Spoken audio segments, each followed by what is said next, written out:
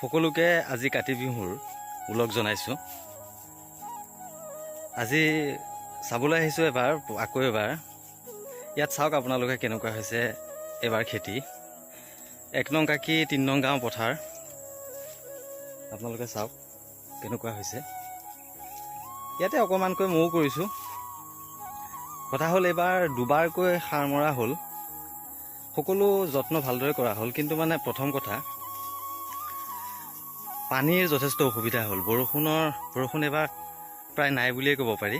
বৰষুণ নথকাৰ কাৰণে মানে কি হ'ল, ইমান ভাল নহ'ল বুলি ক'ব নোৱাৰি, ভালেই হৈছে। মোটামুটি ওলাই আছে। আশীৰ্বাদ কৰক, ভগৱানে কৃপা কৰক, ভাল হওক ধানকেইটা। কিন্তু পানী নথকাত জেগাই জেগাই কিছু ধান বেছি বেয়া হৈছে।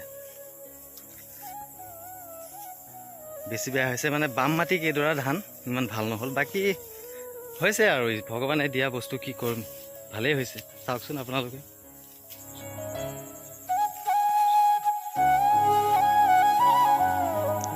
এইখিনি মোটামুটি ঠিকেই আছে, কিন্তু এই সিফালে য'ত পানী নাপোৱা বামকেইডৰাহে ইমান ভাল হোৱা নাই।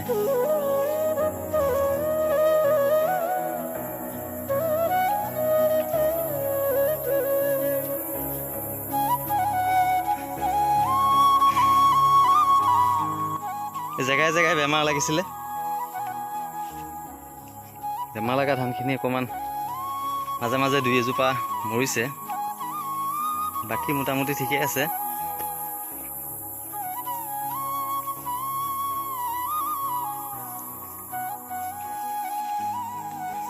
ঈশ্বৰে কৃপা কৰক। আৰু যদি বৰষুণ পানী ঠিকমতে পালে হয়, তেতিয়াহ'লে এইবাৰ ধান বহুতেই ভালে হয়। এইখিনি বৰা ধান কৰা গৈছে, পিঠা খাবলৈ বা জলপান খাবৰ কাৰণে কৰা হৈছে। আৰু বাকী এইখিনি গয়াৰে কিবা এটা প্ৰজাতি আছিলে কিনা ধান।